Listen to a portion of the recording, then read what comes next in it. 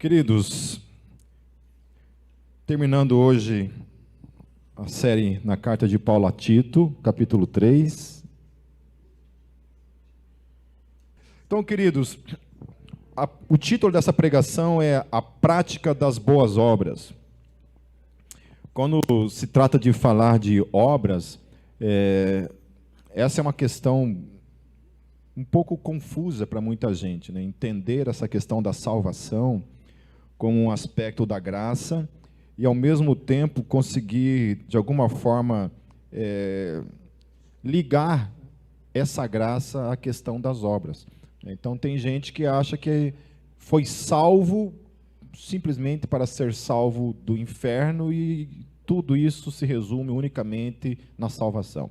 Então, quando a gente fala de graça, sempre a gente resume graça ligada à questão de salvação. E a gente pouco consegue ligar essa palavra graça à questão operacional na nossa vida, né? A questão daquilo que a gente faz nesse mundo. A gente todos estão sabendo, né, que o Jô Soares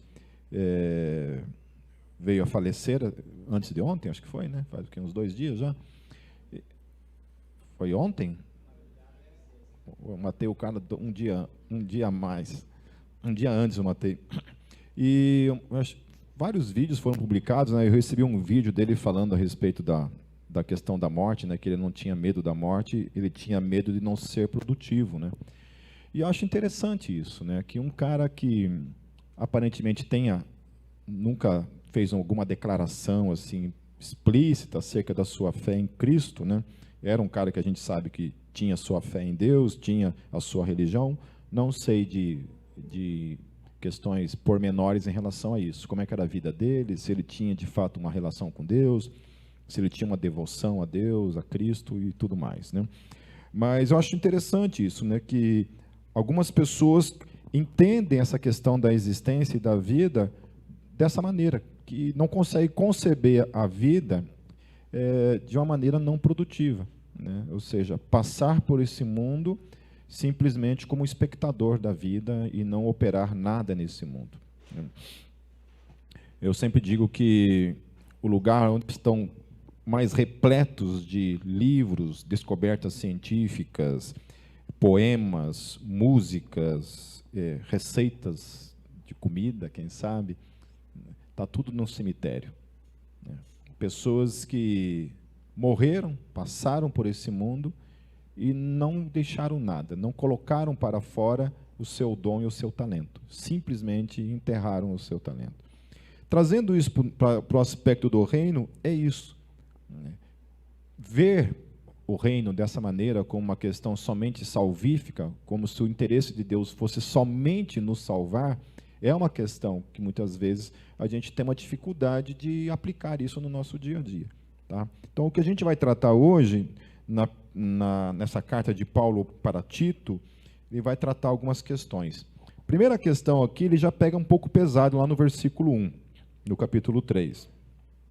Ele fala assim: lembre a todos que se sujeitem aos governantes e às autoridades, sejam obedientes, estejam sempre prontos a fazer tudo o que é bom, não caluniem a ninguém, sejam pacíficos e amáveis e mostrem sempre verdadeira mansidão para com todos os homens. Então, Paulo ele já começa falando dessa questão de sujeição aos nossos governantes, às nossas autoridades. Então, pensando nesse aspecto de que ele era um judeu vivendo dentro do Império Romano, vivenciando, obviamente, a sua falta de liberdade, né? Era uma liberdade vigiada, era uma religião professada vigiada, então haviam questões que chegavam entre comparar, né, entre se sujeitar ao Império Romano e se sujeitar a Cristo. Os cristãos foram mortos por não se sujeitarem ao Quírios romano, que era o César romano, né? Era o Senhor romano. Quírios era isso, Senhor. A palavra grega usada para se referir a César era Quírios. E Quírios era um nome divino, né? Isso não era uma coisa, não é que nem hoje, né? O teu pai chama você fala assim: sim, senhor. Você não fala isso, né? Não é Quírios. Esse Quírios utilizado hoje não é o mesmo que era utilizado naquele contexto. ok? Então, quando a gente chama Jesus de Senhor, nós estamos declarando que ele é Kyrios. Esse Kyrios que a gente está usando é, de fato, um nome divino. A gente está dizendo que Jesus é Deus, que ele é divino. Kyrios é o substituto da palavra Yahvé no Antigo Testamento, literalmente. Toda vez que você ler aí a tua Bíblia, eu sempre vou falar isso para que quando você lê a Bíblia você tenha isso bem claro na tua mente. Toda vez que você lê a palavra Deus no Antigo Testamento, é a palavra Elohim.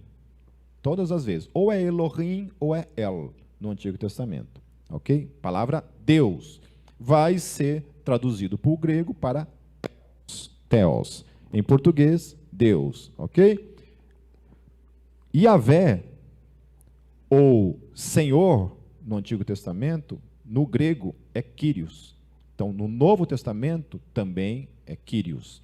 Então, quando falar o Senhor Jesus, você não entende muitas vezes que esse Senhor ali é em questão a relação à sua divindade. A gente entende porque em português, para nós, Senhor é um cumprimento normal que você tem para com o teu pai, para com um militar, né? No caso, se você está dentro de um quartel, não fala, sim, senhor, sim, sargento, alguma coisa. Então, você tem esse aspecto no sentido de respeito, mas não é em questão de respeito. No Novo Testamento, Kyrios, e no Antigo também, significava literalmente Deus. Por isso que era um título somente destinado a César, porque César era considerado um deus. Então, César era Kyrios. Não falava para o pai Kyrios, não falava para o chefe Kyrios. Era somente utilizado para César ou para Jesus. Ok? Então, vem o apóstolo Paulo e fala assim, olha, Jesus é Kyrios, ele é o Senhor, mas ainda assim você tem que ter respeito pelas suas autoridades, né? E a gente sabe, como bom brasileiro que nós somos, o que está acontecendo em termos políticos no nosso país já, há um bom tempo, né? Isso não vem de 4 anos para cá, isso vem já de muito tempo. Que nós, como igreja, quando a gente vai se referir muitas vezes aos nossos governantes, a gente atropela, a gente risca, a gente vomita em cima desse texto. Ok? A gente, sei lá, a gente encarna um Exu punk em nós, né? E diz não, entendeu? Um Exu anarquismo, né? E fazemos aquele tipo de coisa. Ou só nos sujeitamos a essa questão aqui, quando um presidente é um presidente que a gente, né, diz respeito às nossas ideologias, às nossas posições políticas. Se é um cara que não diz respeito a isso, a gente simplesmente fala mal mesmo, né? Então Paulo vai falar, a primeira coisa é isso, ó, se sujeitem, respeitem os vossos governantes. E ele coloca assim, sejam obedientes. Então, em tudo aquilo que não vai ser em desencontro à nossa fé, nós temos que nos sujeitar e obedecer aos nossos governantes, às nossas leis que estão aqui em nosso país. Ok? Obviamente que se existe uma lei, é proibido pregar o evangelho, que se lasque a lei. Nós vamos pregar o evangelho. Pelo menos eu espero que a gente seja, né, true, né, macho mesmo para encarar essas questões. Certo? É isso que nós devemos fazer. Nós respeitamos tudo desde que isso não venha contradizer o evangelho. Então, existem questões aí que estão sendo trazidas aí, né? Eu ouvi uma pessoa falando esses dias assim, que se liberar a maconha no Brasil, ela vai fumar maconha. Por quê? Porque não é mais proibido, então está liberado para a gente fumar maconha, né? Sendo assim, também questões do aborto, tudo mais que está por aí acontecendo no Brasil, né? Está vindo aí uma forte pressão social sobre o Brasil com relação à questão do aborto, né? Quanto tempo nós vamos segurar isso? Não sei. Se eu verei esse país se tornar uma nação que o aborto é uma coisa legalizada, que você pode simplesmente ir lá no SUS e pedir isso, não sei. Não sei. Ainda acredito que quem está segurando essas questões ainda seja um ato soberano da parte de Deus, porque é incrível como isso não aconteceu ainda nesse país. É com tudo que está envolvendo. Mas então é isso. Nós temos aí essa questão do sujeitar e da obediência, desde que isso não vá em desencontro ao Evangelho. Ok? A outra coisa que ele fala aqui, ele fala assim, que estejam prontos a fazer tudo o que é bom. Então, uma das coisas nesse aspecto de ser bom, de fazer coisas boas, ele está falando aqui, ó, não caluniem a ninguém. Paulo está falando. O que é caluniar uma pessoa? E aí também, dentro dessa questão política, também é uma questão perigosa. Entende? Nós temos que tomar muito cuidado com essa questão da calúnia. Eu vejo o tempo todo assim, crentes indo para a internet, tomando posições, falando coisas ali na internet que muitas vezes não são verdadeiras. Eu estou falando dos dois lados, queridos. Tanto falando de um, falando do outro, falando coisas que não são verdadeiras. E que Paulo está falando isso, olha, não caluniem a ninguém. Não façam calúnia de ninguém. Ok? Não façam calúnia de ninguém, o texto está falando. A outra coisa que ele fala é que nós devemos ser pacíficos e amáveis. Ou seja, a outra coisa também, voltando para a questão política, eu vejo pessoas ali tomando posições políticas e falando coisas, e eu muitas vezes me encaixo nesse aspecto, não tiro a minha culpa muitas vezes nisso, é de se colocar muitas vezes numa posição nem um pouco pacífica, nem um pouco procurando um meio termo na coisa, de alguma forma expressar algo político sem necessariamente ser uma coisa assim, faca na caveira, sabe? Não sei quantos vocês perceberam, mas eu parei de postar coisas assim, envolvendo questões polêmicas. Aleluia, irmã, tá vendo aí que a irmã ficou cheia do Espírito ali, ó, né? Eu parei com isso, um pouco porque, né, Deus que está lá atrás falou comigo, né, Deus do zóio verde ali falou comigo, né, então houve uma pressão divina sobre a minha vida.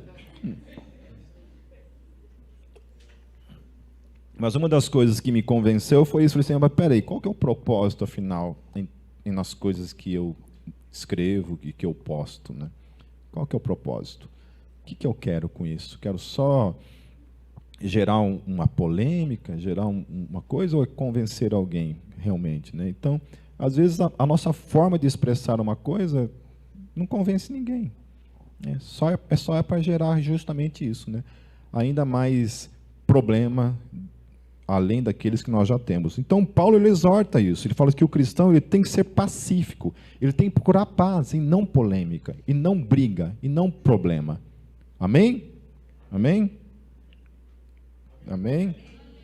Certo? E a outra coisa que ele fala assim, mostrem sempre verdadeira mansidão para com todos os homens. E aí é onde entra a nossa questão da nossa mansidão, nesse aspecto, que também tem que ser aplicado no nosso dia a dia. No versículo 3 ele vai falar assim, houve tempo em que nós éramos, olha bem, Paulo está falando, nós éramos assim. Portanto, se nós éramos, hoje nós não somos mais. Ok? Então a gente era dessa forma, mas agora nós não somos mais. Ele vai falar o quê? Nós éramos insensatos e desobedientes. Volto a falar. Ele está falando de sujeição às autoridades. Nós éramos esses punks doidos. Nós éramos esses caras revoltados contra tudo, contra todos. Nós éramos, não somos mais. Nós éramos desobedientes, não somos mais. Nós vivíamos enganados. Não tem por que hoje a gente continuar caminhando como pessoas enganadas, como pessoas que não receberam luz. Não há porquê. Nós éramos, passado. Isso tem que passar na nossa vida. Isso não pode continuar sendo uma realidade minha e tua. Nós não somos mais enganados. Por quê? Porque a verdade já foi revelada para nós. Nós sabemos a verdade, ou não sabemos? Alguém aqui tem algo que está fazendo na vida que não sabe que é pecado? Eu acredito que não. Talvez tenham questões assim, né, que algumas pessoas acham que é pecado, né? Ainda existe essa questão envolvendo a questão de crente pode beber, né, bebida alcoólica, né, uma bebida fermentada. Ainda existe esse tabu, né, essa briga em relação a isso. E outras coisas, que mais? Crente pode fazer tatuagem? Está amarrado, em nome de Jesus. Entendeu? Está amarrado, em nome de Jesus. Então, crente pode ter tatuagem? Pode ter cabelo comprido? Isso sim. Pode. Crente pode? Então, são questões. Ouvir rock. Rock é uma coisa que pode ser usada. Está amarrado, em nome de Jesus. Né? Não sei quem já foi aqui em encontro de batalha espiritual. Quem já foi em encontro de batalha espiritual aqui? Já foi? Né? Que tinha que responder o questionário lá, né? Nunca, o único estilo de música que eu encontrei nesses questionários até hoje foi rock. Só. Eu nunca escutei, nunca vi lá descrito sertanejo universitário, música caipira, música clássica, pop, nunca vi. Agora, rock é a primeira coisa que está lá. Né? Primeira coisa que está lá. Uma vez, no encontro de batalha espiritual, eu fui porque eu fui obrigado, que eu era seminarista, e todos os seminaristas tinham que ir, eram obrigados a ir, e a gente foi. Né? E aí chegou a hora de responder o questionário, né?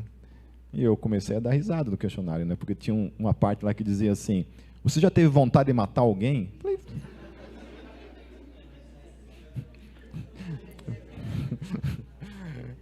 já teve vontade de matar alguém? Eu falei, não. Isso é bem isso, né? Basicamente, todos os dias da minha vida, né? Acho que até quando era bebê, queria matar minha mãe, que não dava mamar para mim. Né? Matar essa velha que não quer. Então, um monte de coisa, né? E tinha umas coisas meio absurdas, né? A Neuzinha, né? Ela sentadinha lá, ela falando assim, se você sentir coceira, ou vontade de bocejar, isso é um demônio que está saindo da tua vida nesse momento. Aí todo mundo ali coçando tudo, né, cara? Você não podia se mexer ali, cara. Eu já me dei uma coceirada na hora que ela falou isso. A gente pega o sarna ali. Então, essas questões, né? Envolvendo... Eu nem sei porque eu entrei nesse negócio aqui. Tá falando de questões de enganados, né? Que a gente sabe do pecado. Então, até hoje tem essas questões ainda, né? Vai passar o tempo. Então, como eu já sou macaco velho no Evangelho, quando falam para mim assim, rock é do diabo, sabe qual é a minha resposta? Sempre, é do diabo. Não perco mais meu tempo respondendo, explicando. Cabelo comprido é coisa é pecado. Eu falei, é pecado. Mas então por que você está assim? Eu estou precisando me libertar, irmão. Ainda não estou bem liberto. Mas ore por mim que uma hora eu vou ser liberto. E por aí vai, né? Certo? A Gólgota, o fato da Gólgota ter uma caveira, né? Vixe, mas tá difícil aqui. Falou do Exu? Deixa eu trocar de cabo aqui. Espera aí, vou trocar de microfone. Eu acho que outro. Ei, som. Ei, som. Acho que era o que o Ângelo estava usando, eu acho. Ei, som, isso. Aí se começar de novo, aí acho que eu invoquei o Satanás, aí começou. E estava falando o quê? Da caveira, né? Não adianta, né, cara? Eu já expliquei isso 1 milhão de vezes, cara. E tem gente que não entende, acha que não pode usar caveira. Eu falei assim, gente, Gólgota é literalmente crânio. Literalmente crânio. A tradução da palavra Gólgota é crânio. Assim como a palavra Calvário também significa crânio. Simples, ponto. E aí você vê lá, Igreja Presbiteriana do Calvário, ponto. Ninguém enche o saco dos caras. Que é literalmente isso, Igreja Presbiteriana do crânio. Assembleia de Deus do Calvário. Ninguém fala para um assembleano que ele não pode usar uma caveira no nome da igreja. Mas não, a gente não pode. A gente tem que ser comunidade das pombinhas, entendeu? Das florezinhas, sei lá o quê. E aí os caras falam, caveira do diabo. É do diabo. Por que você não? Porque a gente é do diabo. Pronto. Porque a gente é do diabo. Uma vez foi uma velhinha, tempo que a gente era no outro endereço ainda. Eu estava sozinho lá na igreja, lá, bateu palma, era uma velhinha que morava nos fundos da igreja lá. Vou escandalizar vocês agora. E bateu palma, né, cara? Aí quando eu vi que era ela, eu falei assim, não, Deus, hoje não. Ela vivia enchendo o saco por causa dos nossos cultos e tal, né? Falei, boa tarde, senhora. Ela nem me disse nada, só falou assim, que Deus você serve? Quase que pulou a dentadura para fora da boca. Assim. Que Deus você serve? Eu, na hora, cheio do Espírito, eu respondi, o diabo! E ela levou, né? Sério? Falei, sério? Falei assim, não, mas se eu falar que é Deus, a senhora não vai acreditar, então vamos direto ao assunto, vai, pula aí, vamos pular essa parte, pronto, é o diabo, pronto. Falei, o que a senhora quer saber? Aí começamos a conversa, ela falou, não, que ela queria entender, né, porque achava estranho, né, aquela barulheira e tal, né, daí eu expliquei para ela. Mas antes eu dei estava aqui, ó. Mas voltando para o Espírito, queridos, então é isso, nós éramos enganados, então a gente tem consciência das coisas que nós não devemos fazer, as coisas que são erradas e ponto final. Porque nós éramos enganados, a gente estava no erro, estava no engano. Ele vai falar também, nós éramos escravizados por toda espécie de paixões e prazeres. Éramos, não somos mais. Amém? Por isso que crente que está ainda nessa, tem algum problema. Né? E eu me coloco nisso também. Né? As paixões, os prazeres que muitas vezes ficam ali em volta do coração. Vivíamos na maldade, ele fala. Vivíamos na inveja. Quem já teve problema com inveja aqui? Eu já tive. E é um sentimento horrível. Horrível. Não é uma coisa assim que eu tinha sentido alguma vez na minha vida, mas quando eu senti inveja, a primeira vez que eu senti inveja, assim, aquilo veio com um certo impacto na minha vida, foi um sentimento horrível, horrível. E eu fui para Deus e fui chorar diante de Deus. Falei, Deus, arranca isso de mim. Eu não quero isso na minha vida. Porque é um sentimento de barata, literalmente. Você se sente uma barata, uma porcaria. Por aí. Nós éramos detestáveis, ou seja, insuportáveis. Odiávamos uns aos outros. É uma outra questão também. Então, tudo que Paulo está falando aqui é visando o passado, que é aquilo que nós éramos. Nós tínhamos esse ódio uns pelos outros. Logo, uma vez que nós estamos em Cristo, o ódio não pode mais fazer parte daquele que está em Cristo. Amém? Eu ainda me assusto quando tem gente que fala assim, eu odeio.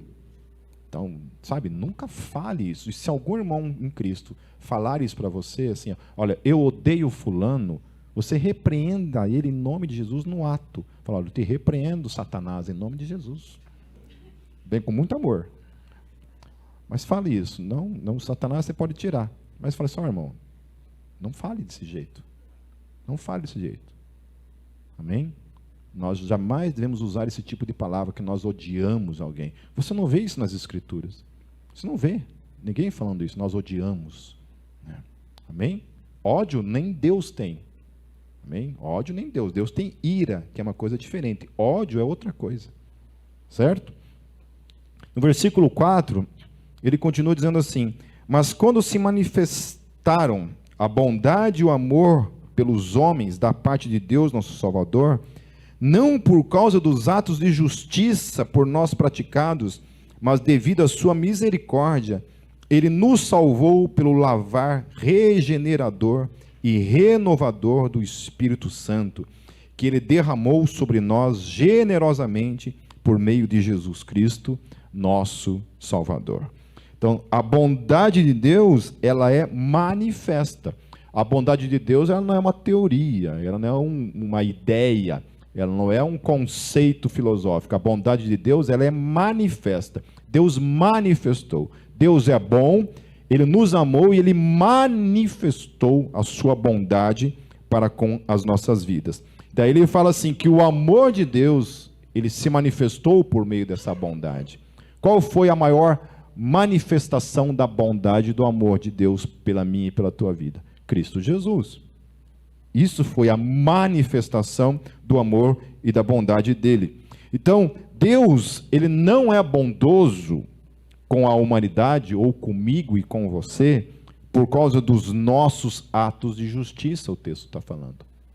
Deus não olhou para mim e para você e viu alguma coisa boa em mim e em você E aí ele falou assim, olha, eu vou usar de misericórdia para com a vida daquele indivíduo, porque ele é uma pessoa boa. Então, a misericórdia de Deus, ela não é o resultado da minha e da tua bondade, do meu e do teu ato de justiça. Não é interessante isso? Porque a gente sempre, o que acontece? Quando a gente faz uma coisa ruim, a gente acha que Deus, acontece alguma coisa de errado por uma coisa de ruim que a gente fez, a gente sempre acha que aquilo ali é o resultado de um pecado. Amém? E de fato é. Mas a gente nunca pensa que a bondade de Deus é um fruto da graça dele. A gente sempre acha que a bondade de Deus está automaticamente coligada com a nossa conduta. Que Deus só é bom comigo e com você se a gente está andando 100% na linha. Uma vez que eu cometo erros na minha vida, Deus retira a sua bondade de mim. E o que o texto está falando é que não é assim que a manifestação da bondade de Deus acontece comigo e com você. Sempre é do ponto de vista da sua misericórdia. É um ato da misericórdia de Deus. Nunca é por aquilo que eu e você fazemos. Amém?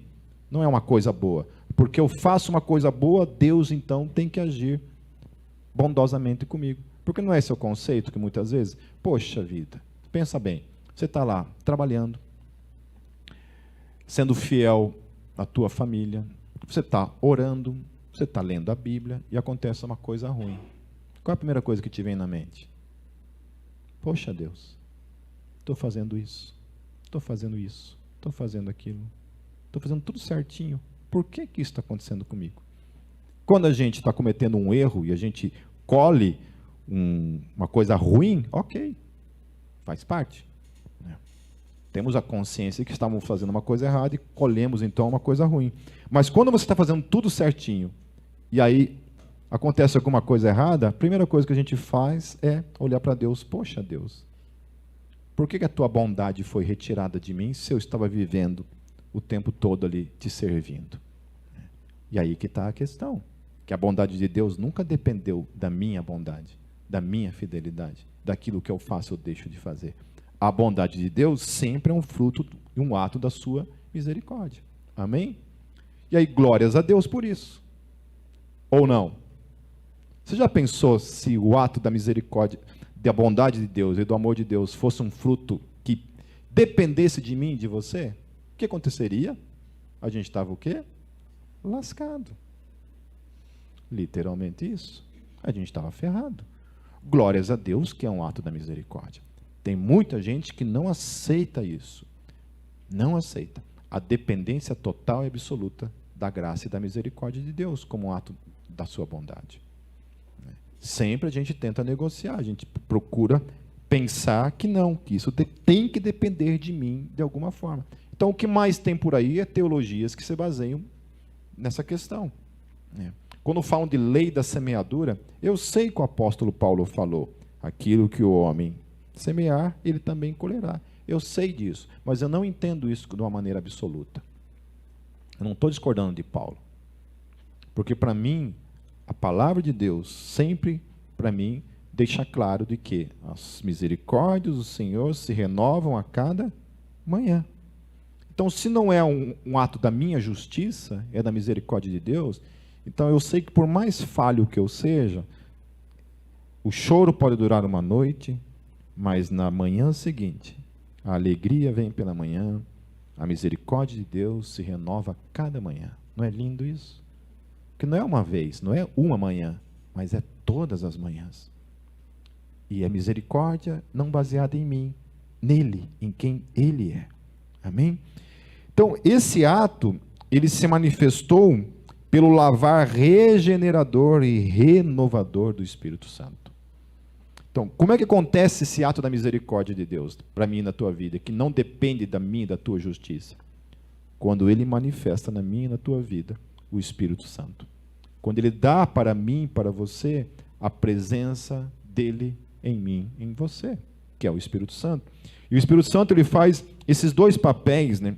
Esse papel de regenerador, essa palavra no grego, que é palingenésia, é uma palavra muito interessante, porque ela é usada para novo nascimento, ela é utilizada para regeneração ela é utilizada para a produção de uma nova vida consagrada a Deus.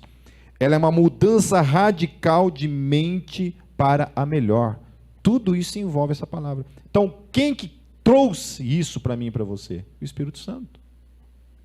Isso é um ato da misericórdia de Deus.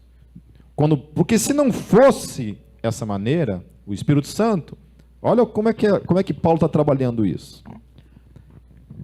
A misericórdia de Deus, portanto, não tem nada a ver com nossos frutos de justiça. Certo? Isso é a graça. Então, a graça de Deus nos proporciona o Espírito Santo, que é aquele que vai gerar, então, em nós, os atos de justiça aos quais Deus quer na minha vida. Mas é um fruto de quem? Meu e teu? Não. Do Espírito Santo. Amém? Entenderam ou confundi aí? A graça de Deus, a misericórdia, é um fruto da misericórdia de Deus, por meio do Espírito Santo que nos é dado para que a gente possa ter capacidade de viver a vida cristã. Porque se dependesse de nós, nós teríamos falhado. Então a misericórdia não pode depender dos nossos atos de justiça. É fruto da graça. Manifesta em mim e em você pela presença do Espírito Santo, que é aquele que nos capacita, então, a vivermos a vida cristã. Então essa palavra ela é frequentemente usada para denotar a restauração de algo ao seu estado primitivo. É como se Deus desse para mim e para você as mesmas condições que Adão tinha antes de cometer todo aquele erro. A gente sabe que isso envolve a questão do espírito, porque o nosso corpo é corruptível e é sujeito às paixões desse mundo, aos pecados desse mundo, mas a capacidade está ali. Amém? A capacidade para viver a vida cristã está dentro de cada um de nós por meio do Espírito Santo que habita em nós. A outra coisa, essa palavra também serve como renovação ou restauração da vida depois da morte. Ou a renovação da terra após o dilúvio, é a mesma palavra utilizada. Ou seja, essa renovação, que é um papel do Espírito Santo, é literalmente recriar eu e você. Por isso que a Bíblia fala que nós somos novas criaturas. Amém? Novas criaturas é isso. O poder regenerador do Espírito Santo é esse, é o poder de refazer novamente aquela pessoa. Nós estávamos mortos, ele nos ressuscita e cria-nos em algo novo. A outra coisa que ele fala aqui é renovador. Essa palavra também ela tem o sentido de restauração, renovação, completa mudança para a melhor. Por isso que Paulo está comparando. Antes a gente era dessa maneira. A gente vivia dessa maneira doida, louca, voltado para os nossos pecados. Porém, Deus, pela sua graça, pela sua misericórdia, então, nos trouxe uma nova vida por meio do Espírito Santo. Então, por isso que nós éramos, porque agora que a gente tem o Espírito Santo, a gente não vive mais como éramos. É uma nova vida. E essa nova vida, ela tem que manifestar de modo diferente em mim e em você. Amém? Então, sabe aquele pecadinho de estimação que eu e você sabemos que temos na nossa vida? Esses dias o meu psicólogo, que ele também é pastor, me falou assim, Pipo, vou te falar uma coisa assim, bem curto e grosso. Falei, fala Jeová. Ele falou assim, toma vergonha na cara. Falou isso. Como era online, eu não bati nele. Mas é assim mesmo. Algumas vezes a gente tem que só ouvir isso. Toma vergonha na cara. Toma vergonha na cara. Você já sabe da verdade. Você já sabe, não sabe? Então, toma vergonha na cara. Toma vergonha. Deu. Às vezes você precisa ser chacoalhado. Porque às vezes o que a gente quer é ser, né? Não, Deus te ama. Continue assim. Continue abraçado com Satanás, não dá nada. Continua. Às vezes o que a gente precisa é isso. Se se o Espírito Santo de fato habita em mim e você, ele é necessário que esse éramos seja de fato uma realidade temporal na nossa vida, ligada àquilo que passou. Não faz parte mais daquilo que nós somos. Amém, queridos? Ele o fez a fim de que, justificados por sua graça, nos tornemos seus herdeiros, tendo a esperança da vida eterna. Então, justificados pela graça, nós nos tornamos automaticamente herdeiros. Amém? Temos uma herança proposta para mim e para você, que é a questão da vida eterna. Eu quero dar uma série ainda aqui, falando a questão de eternidade.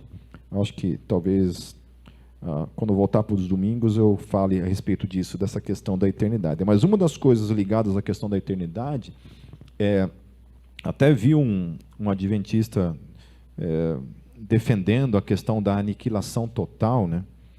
Porque, segundo o que ele estava falando ali, a eternidade está ligado a Deus, que é eterno, certo? Então, Deus é eterno, logo, aqueles que não estão em Cristo Jesus, quando houver o julgamento final, serão literalmente aniquilados.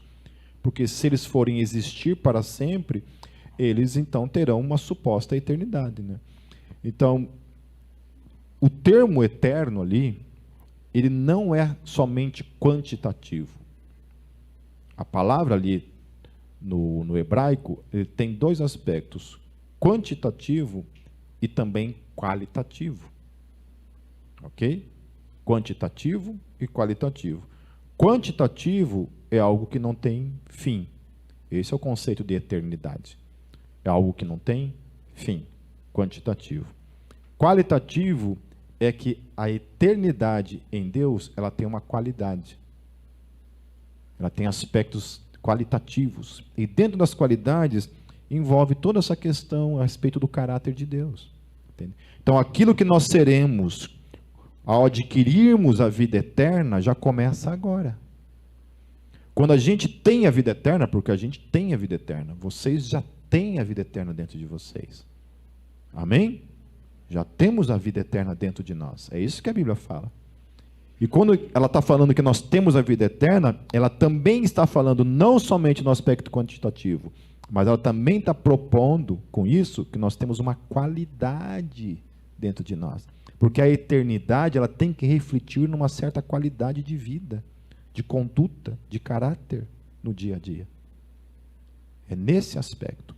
Porque vida eterna, se for só na questão quantitativa, então as pessoas que irão para o inferno também terão vida eterna. Ou não? Certo? Então existe uma diferença entre vida eterna e viver para sempre. Não é interessante isso? Porque a Bíblia fala de modo claro que aqueles que têm Cristo têm vida eterna. E ele fala que aqueles que forem para o inferno terão um tormento eterno. E ele não chama aquilo de vida eterna. Não é interessante isso? A Bíblia não chama a vida no inferno de vida eterna, apesar de propor que aquilo é eterno. Ainda que a palavra eternidade ali, eterno ali no grego, ela também tem um sentido de um tempo determinado, né? Mas aí que entra a dificuldade teológica muitas vezes do adventista, porque ele vai entender então que a nossa vida em Cristo é literalmente quantitativa, mas para o ímpio ela é somente temporal. Então, pega a mesma palavra e faz duas interpretações para a mesma palavra no mesmo texto. Fazer o texto de significar uma outra coisa.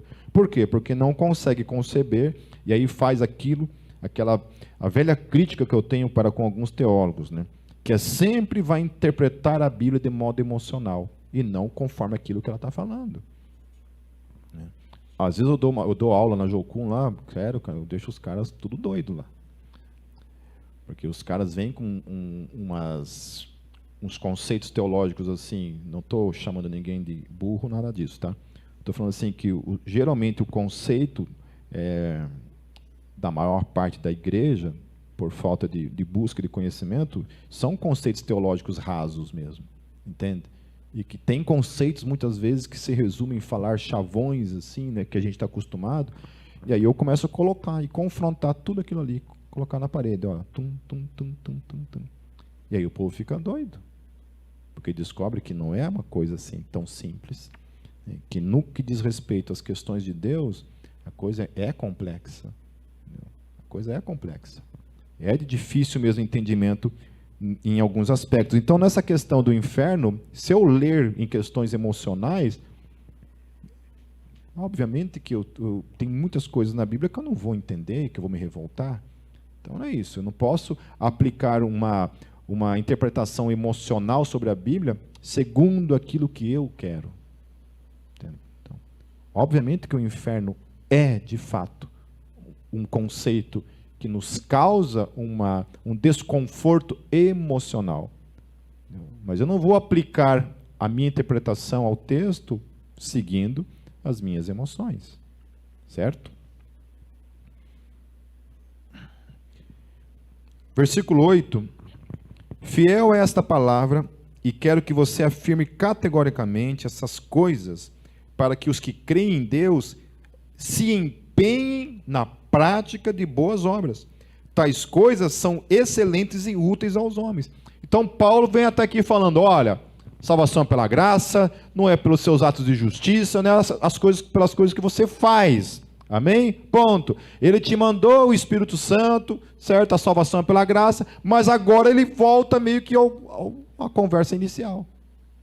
Então você não é salvo pelas coisas que você faz, mas se você é salvo, você tem que fazer coisas, porque você foi salvo para fazer coisas.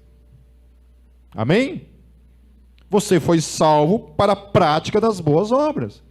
Então, ele estabelece, olha, primeira coisa, vamos entender direito esse negócio aí. Ó, você precisa entender muito bem que você não é salvo pelas coisas que você faz. Ponto, entendeu? É um ato da misericórdia de Deus. Deus te deu o Espírito Santo, que é o capacitador de todas as coisas. Porém, agora, se você tem o Espírito Santo na tua vida, precisa acontecer o quê? A prática das boas obras. Ponto. Amém? Então, não é para eu me gloriar. Eu preciso fazer coisas, eu preciso operar coisas, porque eu sou salvo. Porque o Espírito que habita em mim, ele me impulsiona para isso. Para servir o Rei dos Reis, que me salvou da condição em que eu estava. Então, eu era daquele jeito, eu vivia daquele jeito, eu fui tirado daquilo lá, fui colocado num outro reino, que é isso que a Bíblia fala, fui transportado do reino das trevas para o reino do Filho. Agora eu estou no reino do Filho. E agora eu tenho que operar coisas, é o que Paulo está falando. E aí ele vai falar assim, olha, por exemplo, foque nas boas obras, e no versículo 9 ele vai falar assim, olha, evite, porém, controvérsias, tolas, genealogias, discussões e contendas a respeito da lei, porque essas coisas são inúteis e sem valor. Então ele fala assim, olha, vai ficar perdendo tempo com certas coisas na vida, faça algo útil para o reino, sabe? Vai operar algo útil no reino, mas faça. Por isso que no começo eu comecei, olha, tem gente que está ali, aceita a inoperância no reino, a inutilidade no reino, porque tem esse conceito de que sou salvo, está tudo certo. Estou salvo, o que importa é ser salvo, e não aquilo que eu faço. E o que Paulo está falando, não, olha, você foi salvo para uma coisa, e para a prática das boas obras. Então evite coisas tolas na vida, evite de perder tempo na sua vida. E como a gente perde tempo? Como a gente joga tempo fora na nossa vida? Né? Tem coisas em Deus assim que eu não entendo. Que tem algumas pessoas que Deus leva cedo. Pastor Fábio, que era pastor da Caverna de Adulão, Deus levou cedo. Ele estava em Cuba fazendo um evangelismo, ministrou assim de manhã, estava tocando, tinha saído todo mundo, estava tocando assim em cima do palco, assim, tocando um violãozinho, ele só caiu para trás. Teve um ataque fulminante. Morreu ali. Nossa, eu senti aquilo. Perguntei para Deus, por que, Deus? Deus, eu tenho uma lista da minha igreja ali, ó.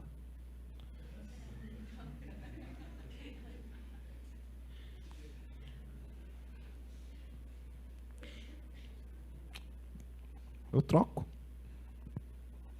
Devolve, Fábio, eu te dou esses daqui, ó. Pode levar tudo.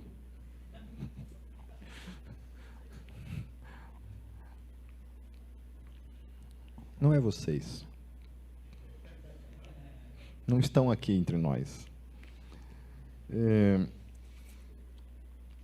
Sabe, então tem tanta gente fazendo coisas, né? E eu fico vendo isso, né?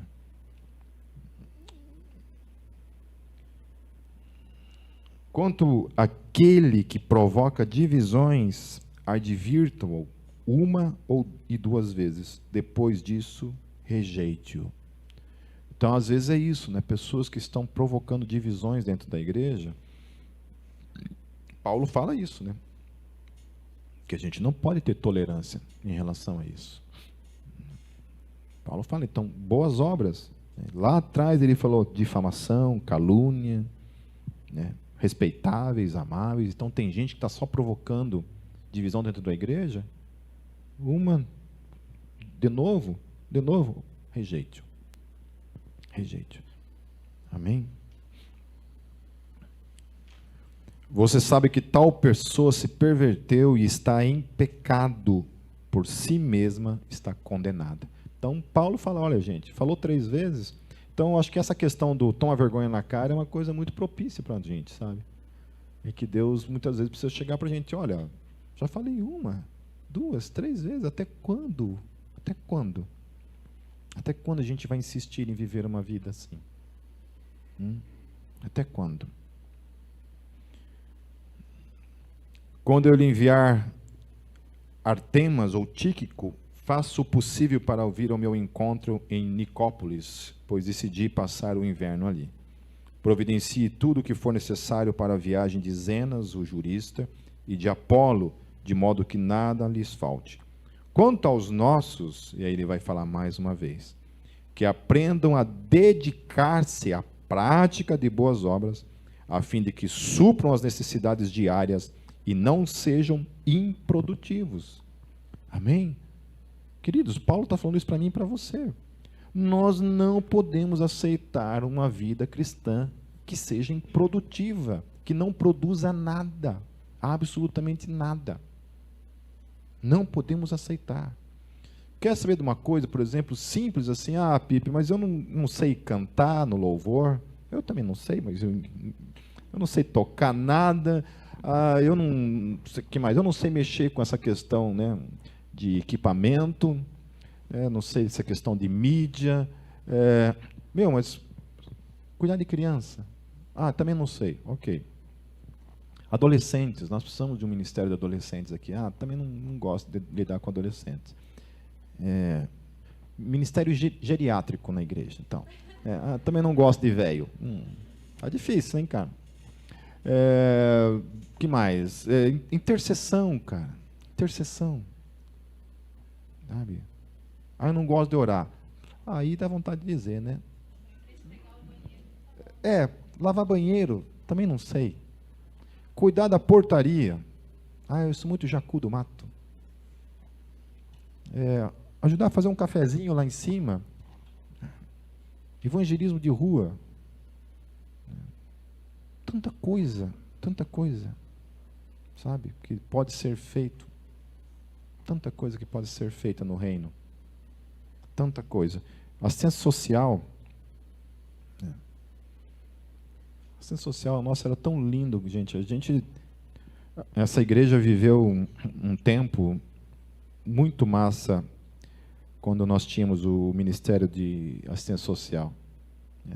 Todo mês era uma visita no orfanato com crianças portadoras da HIV, visita a um asilo, visita ao leprosário.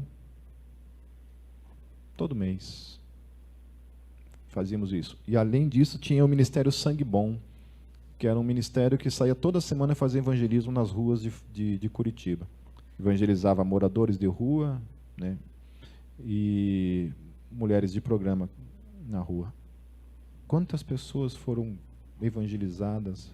Entende? Então, são coisas que estão aí. Indo para o cemitério. Indo para o cemitério. Então, quanto aos nossos, que aprendam a dedicar-se à prática das boas obras, a fim de que supram as necessidades diárias e não sejam improdutivos. Todos os que estão comigo lhe enviam saudações. Saudações àqueles que nos amam na fé. A graça seja com todos vocês. Então, no final de tudo, Paulo conclui dizendo isso. Queridos, isso é graça para mim e para a tua vida. Ter uma vida que implique obras, frutos na nossa vida diária, isso precisa ser uma realidade daquele que tem o Espírito Santo em sua vida. Amém? Amém, queridos? Amém? Uma das coisas que eu tinha muita vontade de fazer, talvez voltar a trabalhar, sabe, no meio secular mesmo, assim, trabalhar literalmente vendo pessoas, vendo gente, assim, né? Gostaria de estar no lugar de muitos de vocês aqui, entendeu? Eu não tenho uma palavra de Deus para isso, para sair de modo integral e ir para fazer esse tipo de coisa. Mas, sabe, de alguma forma eu invejo vocês, porque vocês têm tanta oportunidade de pregar o Evangelho todos os dias. Todos os dias.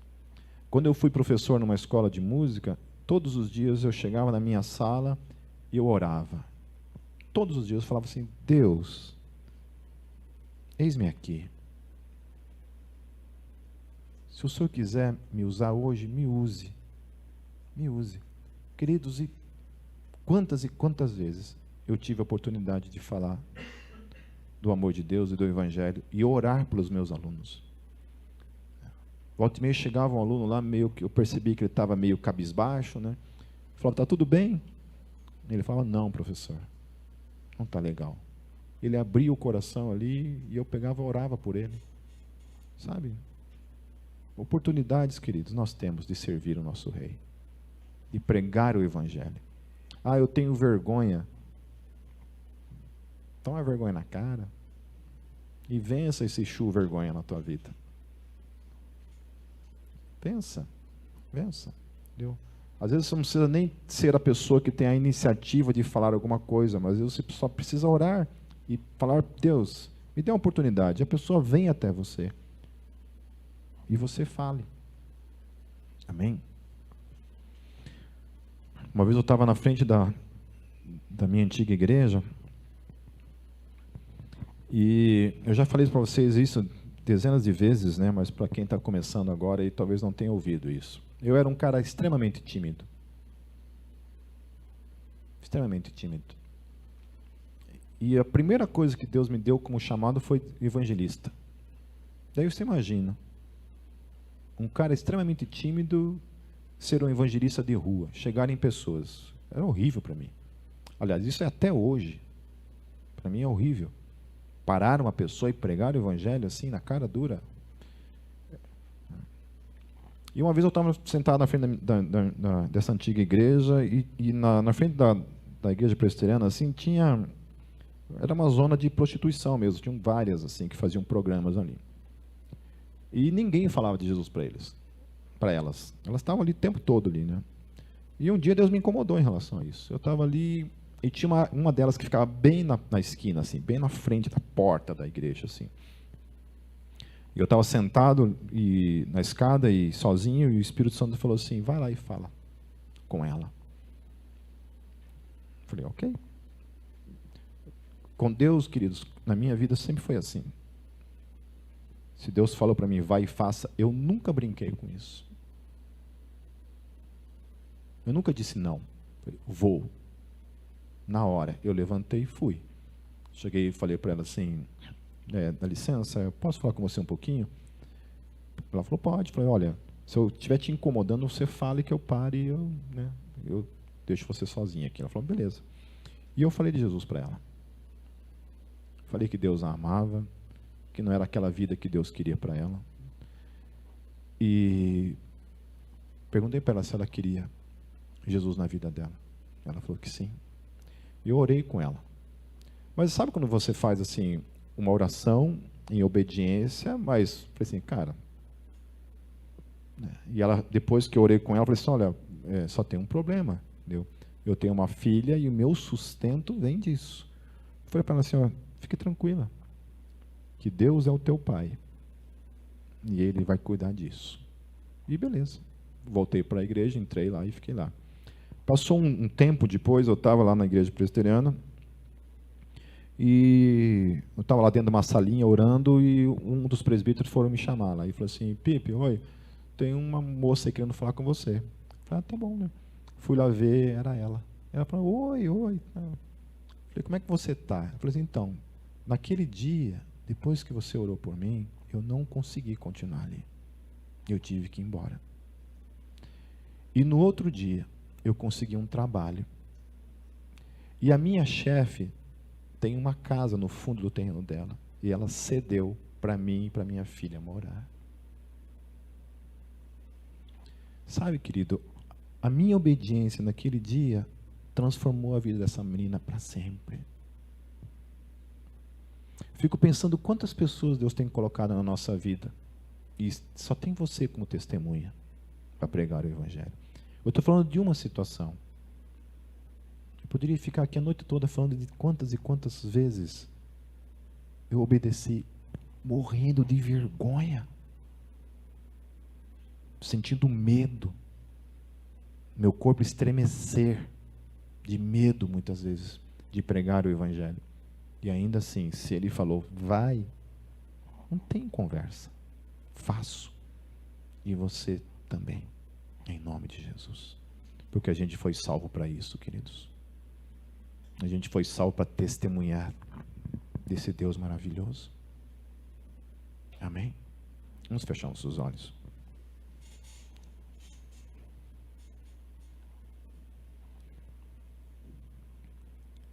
Senhor, nós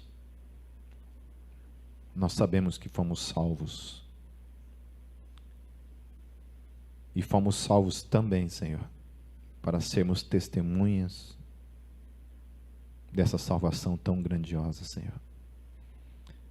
Ó Espírito Santo, você habita em nós. Nos perdoe, Espírito Santo, porque muitas vezes a gente é tão egoísta. A gente vive de modo tão egoísta nesse mundo, Senhor. Tão inoperante, Senhor. Procrastinando, Deus, quantas e quantas vezes a manifestação do nosso dom. Deus nos perdoe por todas as oportunidades que a gente tem de testemunhar, e a gente, por medo, por vergonha, por covardia, a gente se cala, Senhor. Nos perdoe, Espírito Santo. Nos perdoe. Espírito Santo, você é o único que pode nos capacitar para toda boa obra. Por isso, Senhor, nos ajude a termos uma vida de obediência, Senhor. Porque se a gente não estiver disposto a obedecer, Deus, fatalmente a gente viverá, Deus, uma vida inoperante, improdutiva, sem testemunho, sem boas obras, Senhor. Nos ajude, Senhor. Nos ajude. Porque o Senhor nos salvou para isso. E a gente quer viver intensamente essa salvação, Deus, todos os dias. Por isso, Deus, seja com a tua igreja que está aqui nessa noite. Todas as tuas testemunhas que estão aqui assentadas, Senhor. Aqueles que estão nos ouvindo, Senhor. Deus, use a vida de cada um que está aqui, Senhor, como testemunha.